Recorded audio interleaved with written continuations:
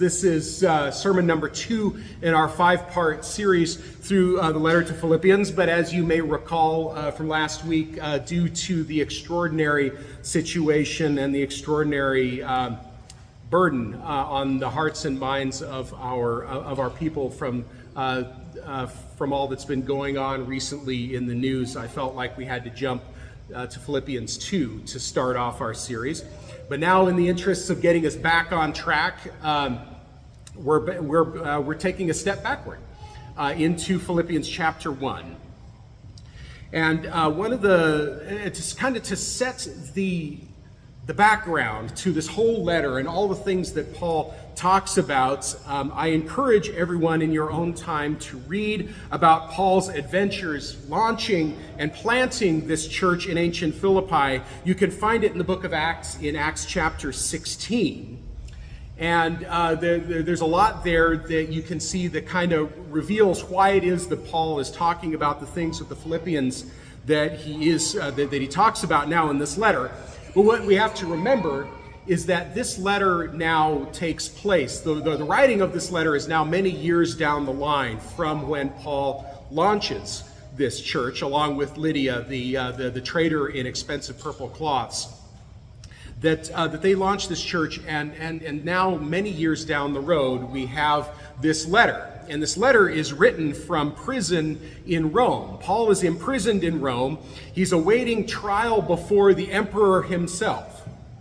And you can read all about the events that lead up to this in Acts chapters 21 through 28. But the short version is Paul is a Roman citizen.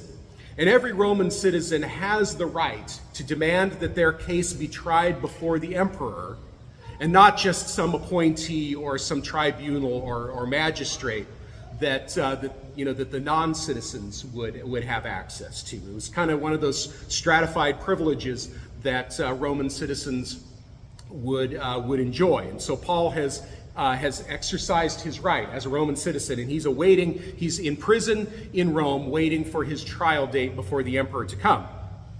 Now, both the good and the bad of the book of Acts is that Acts 28 ends while Paul is still alive.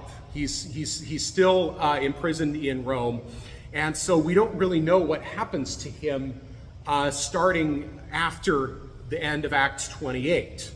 There are some traditions that hold that he was actually released, and that he went and served and planted churches in the Iberian Peninsula, where then again he fell into trouble and ended up getting sent back to Rome, which then became his fatal imprisonment. Some traditions think that this is now his fatal imprisonment, this first imprisonment in Rome. And so it is very likely that at the time that Paul is writing this letter, that he is in his final months and final years of life, that he is awaiting what will become his, before he is beheaded on the Palatine Hill in one of the places that St. Peter's Basilica now occupies in present-day Vatican City. St. Peter's Basilica is built over to the two sites where tradition holds that St. Peter was crucified and where St. Paul was beheaded. Again, St. Paul was a Roman citizen, so he would not have been crucified. Only non-citizens could be crucified. So that's in the air. That's in the air. But at the same time, as we read this letter, we can't help but see all the love, all of the delight, and all of the awe and wonder of God that is in this. And so it might be a marvel to us. And so it'd be well for us to kind of to marinate in this, that even in the midst of profound persecution both of his own personally and the persecution of the Philippian church, that he writes this letter, and that he can find such delight and love even in the midst of all of this. I think this is something good for us to contemplate and to remember in our own time. So with that in mind, I invite you to follow along with me. I'll read it out loud. Philippians chapter 1, verses 12 through 26. And you're welcome to follow along with me if you'd like, but when I'm finished, I'll say, "This is the word of the Lord." And if you believe it, I invite you then, I invite you, if you would like, to respond in faith by saying, "Thanks be to God." But listen carefully. We're reading the word of the Lord together. Philippians chapter 1, verses 12 through 26. I want you to know, beloved, that what has happened to me has actually helped to spread the gospel, so that it has become known throughout the whole imperial guard and to everyone else that my imprisonment is for Christ. Most of the brothers and sisters, having been made confident in the Lord by my imprisonment, dare to speak the word with greater boldness without fear. Some proclaim Christ from envy and rivalry, but others from goodwill. These proclaim Christ out of love, knowing that I have been put here for the defense of the gospel. The others proclaim Christ out of selfish ambition, not sincerely, but intending to increase my suffering in my imprisonment. But what does it matter? Just this, that Christ is proclaimed in every way, whether out of false motives or true, and in that I rejoice. Yes, and I will continue to rejoice, for I know that through your prayers and the help of the Spirit of Jesus Christ, this will turn out for my deliverance. It is my eager expectation and hope that I will not be put to shame in any way, but that by my speaking with all boldness, Christ will be exalted now as always in my body, whether by life or by death. For to me, living is Christ, and dying is gain. If I am to live in the flesh, that means fruitful labor for me, and I do not know which I prefer. I am hard-pressed between the two. My desire is to depart and be with Christ, for that is far better. But to remain in the flesh is more necessary for you. Since I am convinced of this, I know that I will remain and continue with you, with all of you, for your progress and joy in faith, so that I may share abundantly in your boasting in Christ Jesus when I come to you again. This is the word of the Lord.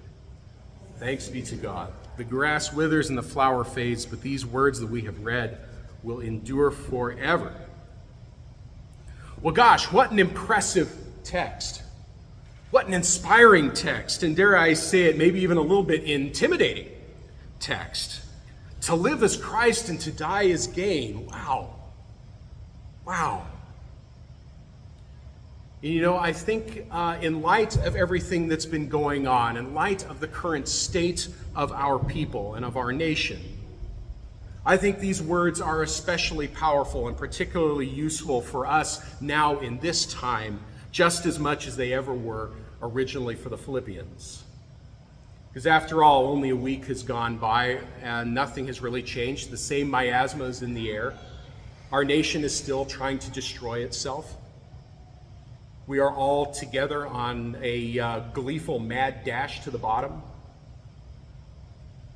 And so we as the people of Jesus, we have a mission here. We have something to say, and we have something to contribute that is of value, and we see it right here, just as powerfully now as it ever was in Philippi. I'm sure that I'm not alone in admiring Paul's joy in the face of his hardships. I'm also sure I'm not alone in desiring more of this joy that Paul has experienced, even in ordinary times. You know, times aren't always bad. Times are kind of okay sometimes. And wouldn't it be great if we could have the same experience of joy that Paul is having now, even in ordinary times, but especially in times of trial? You see, our neighbors need people of faith. If our nation is ever to heal, yes, we're standing on the brink, but no, we haven't fallen over yet. So there's still time. Our nation can still heal. Our people can heal. But in order for that to happen, our neighbors need people of sincere faith who see the world as it truly is and still choose deliberately to emulate or imitate Jesus Christ.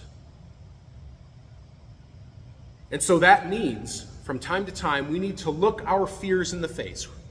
We need to look peril and danger in the face and to say along with Paul that to live is Christ and to die is gain.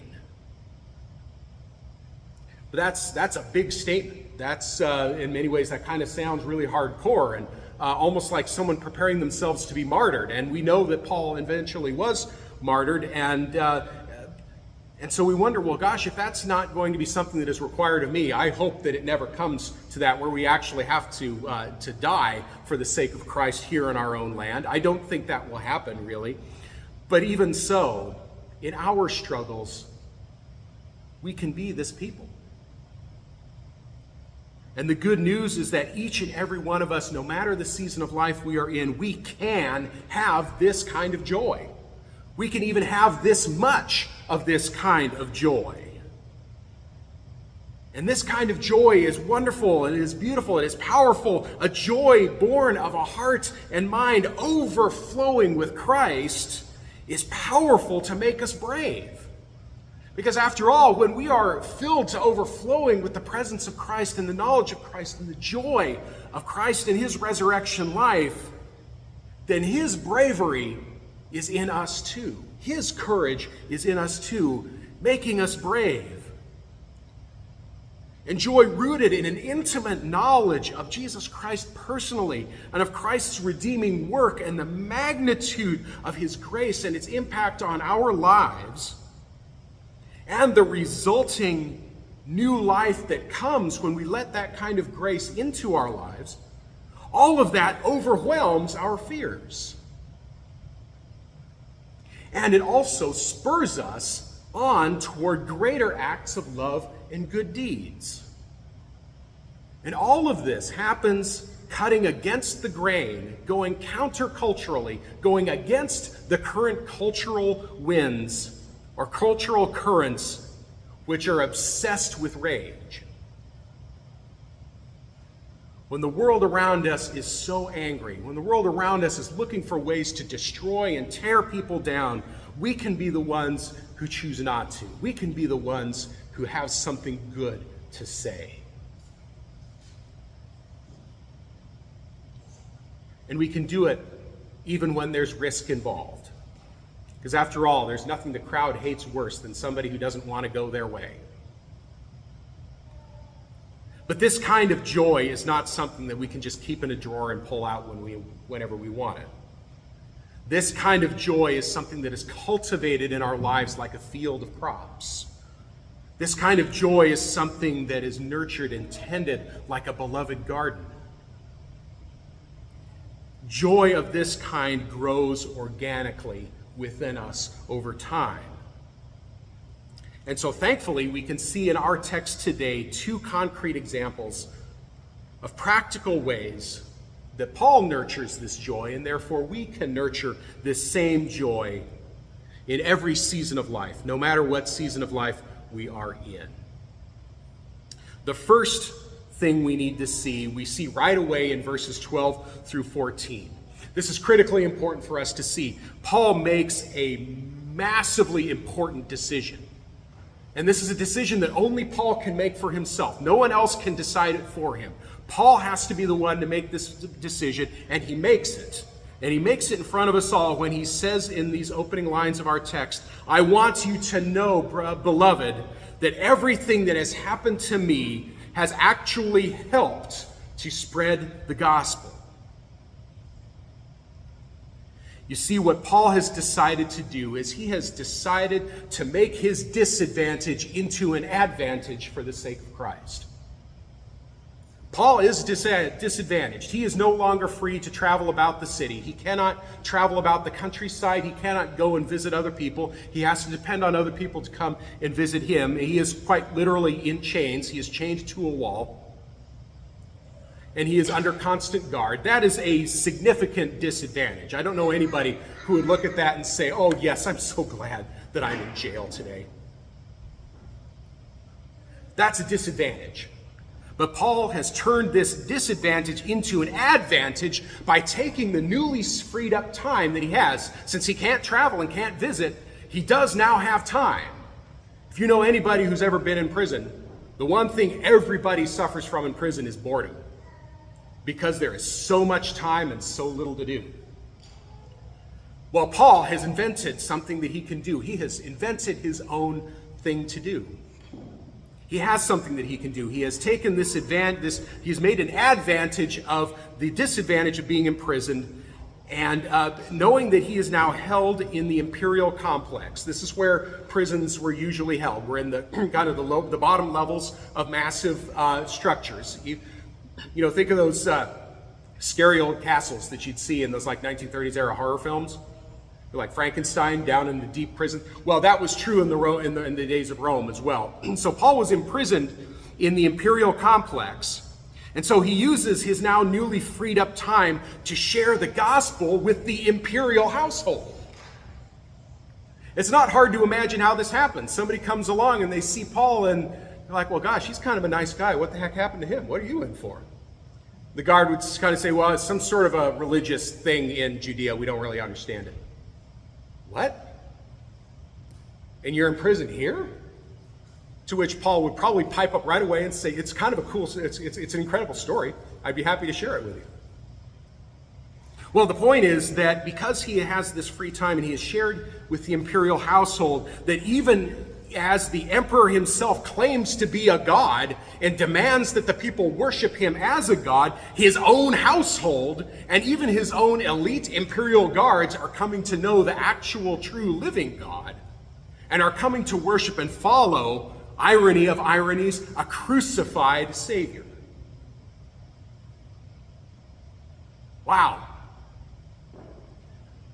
Now, our experience may be less extreme than Paul's. In fact, I guarantee you that our experience is less extreme than Paul's. But we also have the same choice before us, and nobody else can make that decision for you but you. Every single one of us have an opportunity to turn the inevitable disadvantages in our lives to advantages. And we think about it. Every single one of us has at least one disadvantage that is meaningful. In some facet of life, we are disadvantaged in some way, every single one of us. And so we all have this opportunity to turn our disadvantages into advantages, both for ourselves and for the sake of Christ. A much more recent example of doing just this that I think we can all be inspired by is the story of Albert Einstein. In 1902, Albert Einstein completed his doctorate, and wherein he shared what was the very, very beginning of his thoughts on some of these incredible theories that are now taught in universities. But at the time, everybody thought it was bogus, and so nobody hired him. He couldn't find a job at any of the universities in Switzerland. And so out of economic necessity, he took a lowly job as a clerk in a patent office in Bern. And so he worked in the back office of the back room of the patent office in Bern, Switzerland, pushing papers and registering people's patents and copyright ideas. But far from being resentful or bitter about that situation, he turned it into an advantage. He knew that he was a genius, and so he put his prodigious mental powers to work, and he came up with a system by which he could get his entire day's worth of paper pushing done before lunch. He got all of it done before lunch, and so then when he came back from lunch, he would spend the entire afternoon shut up in his little patent office, contemplating and working on and refining his own theories. In fact, much later in life, he said, it was in that patent office where I hatched my most beautiful theories. So all of us who learn anything at all about E equals MC squared can thank the Bern Patent Office in those years that he spent there. A second thing for us to notice is that Paul is able to turn his disadvantages into advantages because he actually knows what is really important and what is not. He doesn't waste his time thinking about, pursuing about, ruminating on, or stewing over that which is not important. He dedicates his entire effort, his entire energy, all of his attention toward that which really is important. And therefore, he can honestly say that he cannot decide which is better, whether to die and see Jesus face to face, to touch him with his own hands, or to stay alive, to live, and to help his family of faith experience the same joy and deep intimacy and oneness with Christ that he has found. Paul understands that both options are different paths that lead to the exact same endpoint, and that is complete oneness with Christ, total proximity to Christ, completed hope, absolutely realized hopes and dreams, and completely fulfilled joy.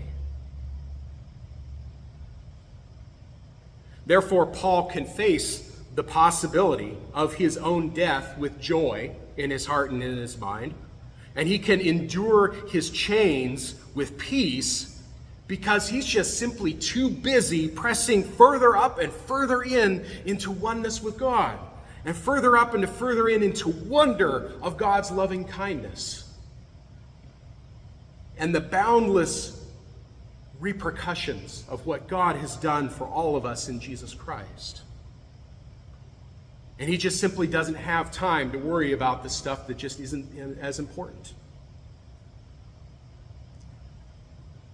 You know, the simple truth is, friends, we have no control about what the world around us does to us. We cannot control other people's behavior. We try. We discipline our children. We pass laws. We advocate for good behavior. And all of that is wonderful. But simply, we cannot control the world around us or what they choose to do to us. But what each of us can control is how we decide, or is what we decide to do in response.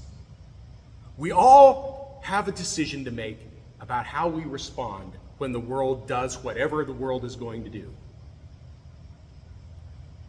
And so I ask us all, where in life is your patent office? Where do you feel stuck? Are you bored at work? Is your supervisor a jerk? Is the next person down the hall or the next cubicle over full of somebody who plays music you don't like? Do you not see eye to eye with your teachers? Are you chronically single? Are the websites just failing you and the bar scene absolutely lousy? Are you an empty nester? Have the kids grown up, been trained well by you and your spouse, and now have left the home, leaving your house a little too quiet? Has your spouse gone away, either by their own choice or by simply completing their journey on this mortal coil? Again, leaving you in a house that's a little too quiet. Is your body, once so strong and able and fit and spry, now achy and creaky? These things happen. It's part of being human. There is no avoiding it. We all have disadvantages. But how might you use the unavoidable disadvantages that are going to come your way no matter what? How might you use those disadvantages of life as advantages for the sake of Christ? How might you use your disadvantages as advantages for the sake of Christ? Again, if our nation is to heal, if our people are ever going to come back together again in any way,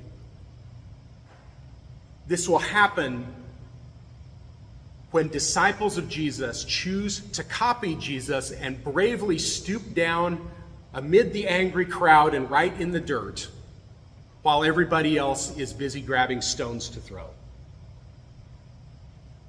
Our people need disciples of Jesus who courageously stoop down amid the angry crowd and right in the dirt, while everyone else is looking for stones to throw. And that can be a scary prospect. I don't know anybody who enjoys being downrange of anything. But it is very possible when we understand that living is Christ. Our life is Christ, and Christ is alive within us, and Christ is working within us and is working through us, and Christ is able to do impossible things. And even the most unwanted outcomes, be they germane or terrible, is still for us total victory. When Joe Namath guaranteed victory in the Super Bowl, he was being arrogant. When we guarantee victory in Jesus Christ, we're telling the truth.